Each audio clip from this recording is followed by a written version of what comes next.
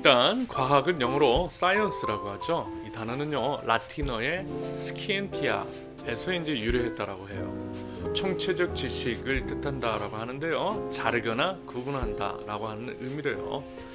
결국 이제 어떤 사물이나 현상에 대해서 자르고 구분함으로써 그것의 이제 본질을 연구하는 학문이 과학이라는 말일 것 같습니다. 여기서 이제 본질 하니 생각나는 단어가 하나 있어요. radical, 급진적이라는 뜻의 radical이라는 단어. radical의 어원이 root, 뿌리 있잖아요. 뿌리라는 뜻의 root래요. 뿌리, 다시 말해서 문제의 이제 본질까지 거슬러 올라가는 태도가 말하자면 radical이라는 것일 것 같아요. 그리고 이제 신앙인들이 가져야 할 자세가 바로 그것이죠. 왜냐하면 예수님부터 radical 하셨거든요. 그래서 그리스도인은 본질상 radical 할 수밖에 없다라고 저는 그렇게 이제 생각합니다. 예수님은 참으로 현상 이면의 본질, 가면 너머의 민낯, 그 위선적인 태도를 질책하셨어요. 뿌리를 건드는 그 질문을 통해서 그것들을 이제 고발하심으로써 그 당시 이제 사회 통념 및 체제 등의 이제 균열을 일으키셨습니다. 그 균열의 틈에 하나님 나라의 씨앗을 심어줬던 거예요. 그러면 이제 저는 이렇게 생각을 합니다. 그리스도를 따르는 그리스도인이 맞다면 당연히 우리도 그래야만 하는 것이 맞더라고요. 레디컬에 따라 레디컬. 그러면서 이제 가만 보니까 science라는 단어와 radical이라는 단어가 뭔가 좀 어울려 보이지 않습니까? 아니, 둘 다 자르고 구분하고 뿌리까지 찾아감으로써 현상 이면에 숨겨진 본질을 찾아내는 노력과 관련된 것이기 때문입니다.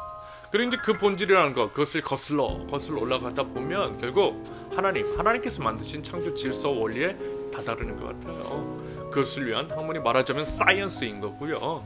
그와 같은 태도가 레디컬이라는 겁니다. 그래서 이제 물론 이제 그렇지 않은 사람들도 들어있는 것 같은데요. 과학자 중에서 연구를 더해갈수록 하나님의 지문, 핑거프린트, 이 하나님의 지문을 뚜렷하게 발견하게 되더라는 말을 종종 듣게 됩니다. 파면 창조주 하나님이 보이더라는 겁니다. 저도 이제 나름 이제 학부에서 공학을 이제 전공한 사람으로서 이 분야에 아주 조금은 관심이 있는데요.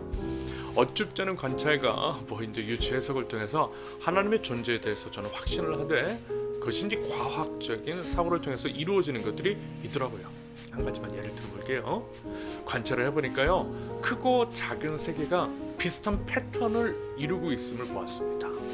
여러분, 우주, 태양계의 모습, 그리고 이제 여러분 원자 아시죠? 원자, 물질을 구성하는 최소 단위 원자라고 하는 것. 우주, 태양계의 모습이 원자의 구조하고 너무 비슷해 보이는 거예요. 거대한 매크로의 태양계, 우주의 모양과 미세한 마이크로의 원자의 모양이 제 눈에는 똑같아 보이더라는 거예요. 패턴이 보이더라는 겁니다. 저는 이것을 보면서요, 이 생각 들던데요. 한 분이 만드셨구나. 한 분이 만드셨으니까 이렇게 비슷하지. 여러분, 이제 글 같은 거 있잖아요. 글 같으면 문체라는 게 있잖아요. 고유의 각 사람마다 이제 고유의 문체가 있습니다. 사용하는 단어라든지 글의 전개 방식 같은 것들이 있어요. 저는 방금 말씀을 드린 것, 마이크로에서 매크로로 이어지는 일종의 패턴 같은 것이 일종의 문체와 같은 것이라 생각했습니다. 하나님의 지문, 핑거프린트일 수 있겠더라고요. 그리고 이제 이러한 유추 해석은 정확하게 이 말씀과 이어집니다. 로마서 1장 19절과 20절, 이는 하나님을 알만한 것이 그들 속에 보임이라. 하나님께서 이를 그들에게 보이셨느니라. 창세로부터 그에 보이지 아니하는 것들, 곧 그의 영원하신 능력과 신성이 그가 만드신 만물에 분명히 보여 알려졌나니 그러므로 그들이 핑계하지 못할지니라. 그래서 과학을 하고 본질 원리 같은 것들을 캐내다 보면 하나님이 보일 수밖에 없겠다라는 겁니다. 방금 예를 든 것 말고도요, 이런 패턴이 이제 우리가 사는 세상 가운데 자주 보여요.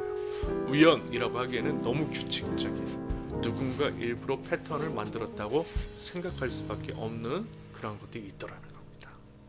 아무튼 이러한 것들을 통해서 생각해 볼 때 과학 혹은 과학적인 사고가 신앙과 충돌한다라기보다는요, 오히려 이제 신앙을 강화하는 그런 면이 있다라는 생각이 들었습니다. 자, 그러면요, 성경책 있잖아요. 성경책. 성경책은 과학적일까요? 아니면 비과학적일까요? 성경이라고 하는 책. 역시 이제 성경의 내용을 무리하게 과학이라는 학문에 끼워 맞춰 해석하려고 하는 잘못된 접근, 잘못된 시도에서 비롯된 그런지 질문이라고 생각합니다. 여러분, 성경 기록 목적은요, 첫째 영혼 구원과 둘째 영적 성숙입니다. 과학을 위한 책이 아니라는 거예요. 하나님이 왕이심을 선언하고요, 한 사람이 예수 그리스도로 구원을 얻어서 영적으로 성숙하게 되는 그 길을 제시함으로써 그 사람이 하나님 나라 백성 되게 하고 하나님 나라를 세우도록 하는 것, 그것이 성경의 기록 목적이라는 거예요. 그러므로 성경 안에는요, 과학으로도 이해될 수 있는 요소가 분명히 있긴 하지만 과학으로만 해석을 하면 문제가 생길 수 있다는 거죠. 여러분, 상식적으로 여러분 문학책을 과학적 관점으로 해석이 되겠어요? 내 마음은 호수요. 이러한 시적인 표현이 과연 과학으로 어떻게 설명이 되느냐는 겁니다. 마찬가지예요. 성경은요, 과학책이 아닙니다. 집필 목적과 의도에 맞는 방식으로 읽는 것이 바른 자세입니다. 이런 잘못된 접근, 다시 말해서 과학책이 아닌데 성경을 과학책처럼 다루는 잘못된 접근이 말하자면요, 기독교 신앙, 이제 성경과 과학이 충돌하는 것처럼 보이게 하는 하나의 요소일 수 있겠습니다. 여러분, 모든 그것의 본래 목적에 맞게 접근하는 것이 맞는 거예요. 선하신 하나님께서 만드신 것은요, 본질적으로 모두 선하다고 저는 그렇게 믿습니다.